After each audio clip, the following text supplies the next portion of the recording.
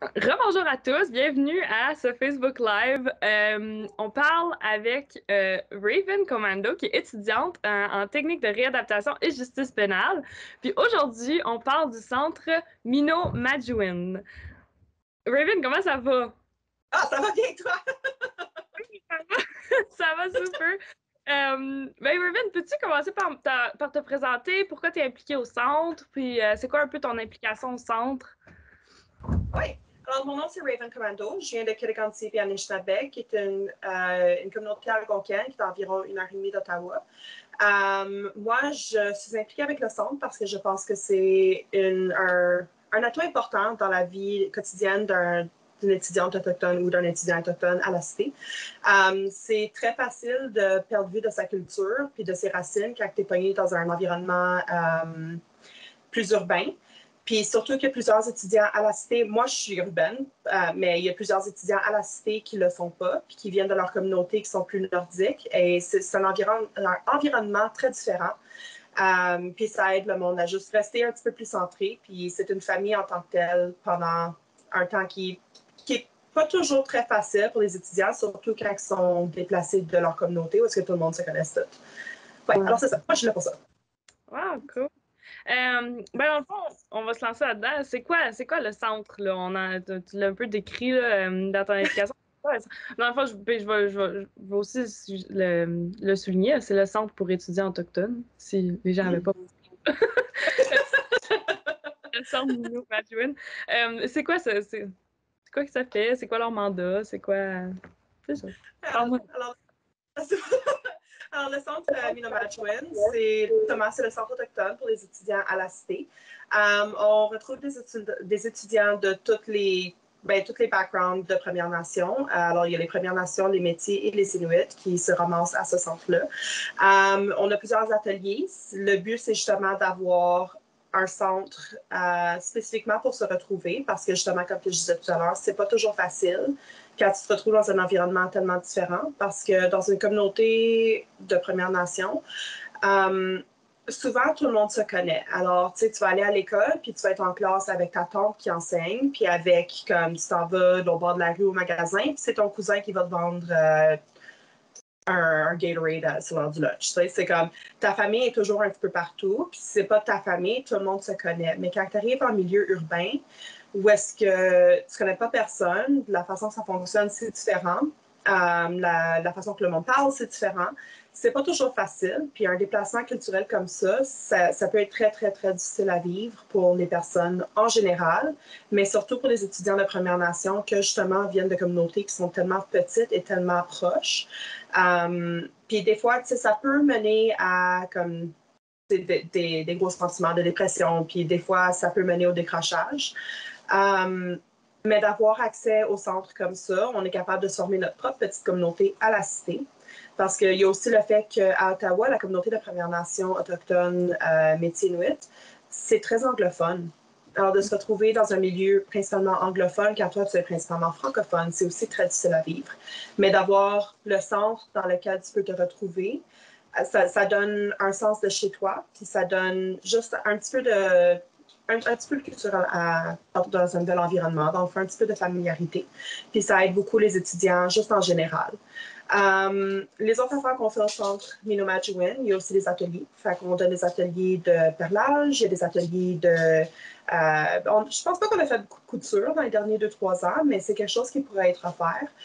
Il y a beaucoup d'enseignements, il y a des aînés des fois qui viennent aussi. Il y a un dîner une fois par semaine habituellement. Je ne sais pas comment ça s'est passé avec la COVID, mais habituellement, quand on est à l'école, il y a comme un dîner communautaire à toutes les semaines où est-ce que tout le monde peut se retrouver ensemble. Ça aussi, c'est très bon aussi. Ça ramène un petit peu tout le monde ensemble. J'ai l'impression que je me suis comme déplacée la question un peu. Non, ben, t'as répondu à comme 3 de mes questions. Ok, c'est bon. Mais ouais, le centre Minomajuin, il est là pas mal pour ça. Puis, tu parlais des ateliers de perlage. Tu sais, ça, c'est des Est-ce que c'est des activités que vous organisez ou il y a d'autres activités là, organisées? Puis, je pose la question, est-ce que les personnes qui sont pas autochtones peuvent participer aux activités que le centre organise? C'est-tu ouvert aux étudiants qui sont pas autochtones? Oui, fait qu'on va évidemment prioriser voyons, on va évidemment mettre la priorité vers les élèves de Première Nation. Parce qu'il y a aussi, comme il y a beaucoup de choses dans le background, comme là, on a entendu parler beaucoup des écoles résidentielles dernièrement. Ça a un impact intergénérationnel qui, des fois, fait en sorte que les élèves ne sont pas nécessairement très, très connectés à leur culture quand ils arrivent au centre. Il y en a pour certains pour qui que c'est comme un temps où ils peuvent redécouvrir leurs racines. Alors, évidemment, on va mettre l'emphase puis la priorité sur ces élèves-là, mais évidemment, s'il y a des élèves qui viennent et qui disent comme, ben moi, j'aimerais ça apprendre, ou bien comme j'ai des questions à poser, puis je me demandais si tu as le temps, tant que c'est fait de façon respectueuse, on a toujours été ouvert aux élèves allochtones qui viennent et qui posent leurs questions. Ça n'a jamais été vraiment fermé comme ça, mais oui, il y a des ateliers de perlage, on a des ateliers de chant de tambour, on a des aînés qui viennent. Il y a toutes sortes d'activités comme ça que c'est organisé par le centre et c'est généralement ouvert. Comme, évidemment, comme j'ai dit, on va mettre l'emphase sur les élèves de Première Nation, mais comme s'il y a un élève autochtone qui vient, comme moi, je me suis des amis qui ne sont pas de Première Nation du tout au centre, parce que justement, il y avait des questions, puis c'était du bon monde, puis ils sont restés, puis on les a gardés. Fait que, ouais, non. Cool! Ah, c'est intéressant. Surtout pour les gens qui veulent apprendre sur la culture aussi, là, parce que je sais, tu sais, comme il y a des régions que c'est un peu plus, comment dire ça, là, oh mon Dieu, j'ai perdu le mot. Mais tu vois un peu plus la culture autochtone, mais il y en a d'autres que t'es pas exposé à la culture autochtone. Fait que si on va en découvrir, c'est une bonne place pour ça, j'en suis certaine. Euh, c'est quoi les. Ben, on a parlé des activités, des services. Y a-t-il des services qui t'ont offert? Tu as parlé de tout ce qui se passe avec les pensionnats. Y a-t-il des ressources qu'on offre aux étudiants autochtones sur. C'est n'importe quoi, là, dans le fond, là. Ressources, services. Alors, il y a des services dans le sens de comme si tu arrives et que tu n'es pas dans une bonne place, la personne qui est en charge du centre, ben là, on n'a pas. Je ne suis pas tout à fait certaine c'est qui va le faire en septembre, mais habituellement, la personne qui est là est disponible pour offrir du service de santé mentale, dans le fond, dans le domaine du possible aussi, là, comme c'est pas, on n'a pas des thérapeutes non plus au centre, mais il y a toujours quelqu'un qui est là pour soutenir les élèves, parce que justement, c'est pas toujours des moments qui sont faciles à vivre, comme ma famille a justement un historique avec les écoles résidentielles, puis ça m'a touchée aussi un petit peu.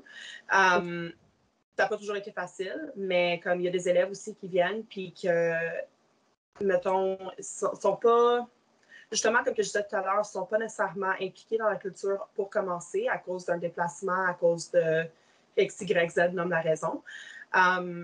Le centre est là justement pour aider à redécouvrir ses racines, mais il y a aussi les aînés qui sont là pour aider avec ça. Il y a aussi l'option d'avoir la banque alimentaire.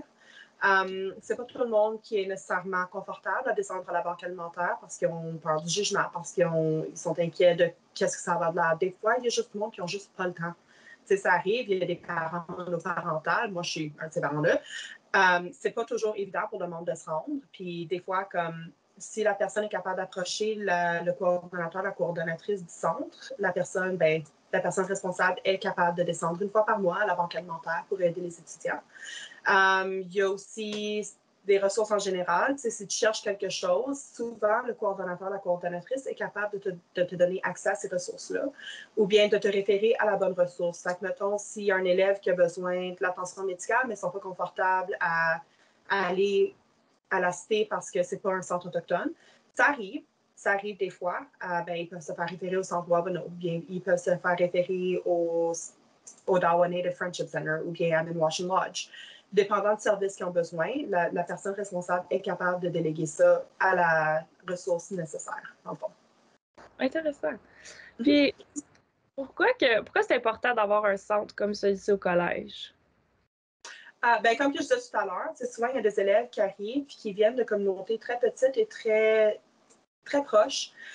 Puis c'est un gros déplacement d'arriver dans un centre urbain qui est Ottawa, c'est grand. Il y a beaucoup de monde, puis surtout quand tu viens d'une petite communauté où tout le monde se ressemble, puis tout le monde est de la même nation, puis tout le monde se comprenne, puis tout le monde parle une langue différente souvent. D'arriver au centre autochtone où est-ce que tout le monde parle français, c'est toutes les personnes de Première Nation, on comprend ta réalité, on sait d'où tu viens. Ça donne un sens de famille, ça donne un sens de communauté qui, des fois, sans avoir ce sens de communauté-là, c'est vraiment un gros déplacement. Ça peut mener à des gros sentiments qui sont pas très plaisants, pour dire le moins. Mais c'est aussi important pour les élèves qui, par exemple, comme je disais tout à l'heure, ont besoin de redécouvrir leurs racines parce que des fois, il y a des élèves qui se ramassent comme, mettons, en famille d'affaires sans avoir ce sens de communauté-là. C'est vraiment un qu'on accepte tout le monde. C'est comme, rentre, viens t'asseoir, prends un verre d'eau, on va en jaser, dis-moi qu'est-ce que tu as sur le cœur, puis je vais t'aider comme que je peux. Mais ça va pour tout le monde, dans le fond, surtout les élèves de Première Nation, évidemment, mais ça va un petit peu pour tout le monde. C'est aussi important parce que c'est pas tout le monde à l'extérieur du centre qui sont nécessairement au courant de la réalité des Premières Nations, comme tu disais tout à l'heure. C'est pas tout le monde qui est vraiment exposé à ça. Puis ça donne l'opportunité d'aider le monde autour de nous de comprendre un petit peu d'où on vient, qui on est. On est encore là parce qu'il y a du monde qui pense que les personnes de Première Nation, ça n'existe plus. Nous, on est mort avec la motte, d'après eux, puis c'est pas le cas. La dernière fois que j'ai checké, je respirais, là. Fait que... Je suis là, quand tu veux pas. Ouais. Cool! C'est intéressant. Puis je sais qu'il y a plein de choses comme, ben là, à cause que moi, je rentre en poste puis je travaille de la maison, là, mais je sais qu'il y a des murales qui étaient faites au collège. Il y a plein de choses qui étaient faites au collège. Le centre est beau. Comme... En tout cas, je pense que c'est une belle place à visiter aussi. Fait qu'une fois qu'on puisse aller en présentiel, je pense juste aller, c'est beau. Comme... En tout cas, je pense que c'est une belle place à visiter aussi. Fait qu'une fois qu'on puisse aller en présentiel, je pense juste aller jeter un coup d'œil. Là, je pense que c'est... Là, comme même si c'est pas nécessairement parler à la personne ressource, juste aller jeter un coup d'œil, passer devant, il y a des affiches, là, lire qu'est-ce qui. En tout cas, moi, je recommande. Ouais, moi aussi. Ben, moi, j'ai un gros biais, là, mais comme moi aussi, je recommande. C'est la murale qui a été faite il y a quoi, 2-3 ans, je pense. Elle Ouais. est tellement belle, comme je pourrais me tenir dans le milieu du cercle, puis juste comme la regarder pendant une heure, là, comme c'est tellement beau. Il y a tellement de détails, ouais. Ah, mais c'est le fun. Je pense qu'on a fait le tour. C'était pas mal ça là, que je voulais parler aujourd'hui. Puis, tu sais, je pense qu'il y a des ressources sur le site web là, pour d'autres questions. Là. J'ai peut-être une dernière question. Il y a un conseil. Le centre a un conseil. Parce que je sais que notre amie en commun, Danielle, est présidente de ce conseil-là. C'est quoi le mandat du conseil?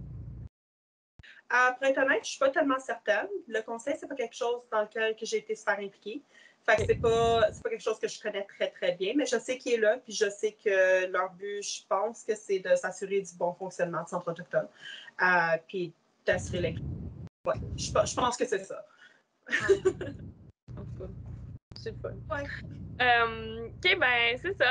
Allez sur le site web. Si vous allez sur la page de la cité, là, vous allez sur Futur étudiant. Il y a Centre pour étudiants autochtones, puis les ressources. Il y a un courriel, je pense que c'est pnmi@collegelacité.ca. Ben Raven, merci beaucoup.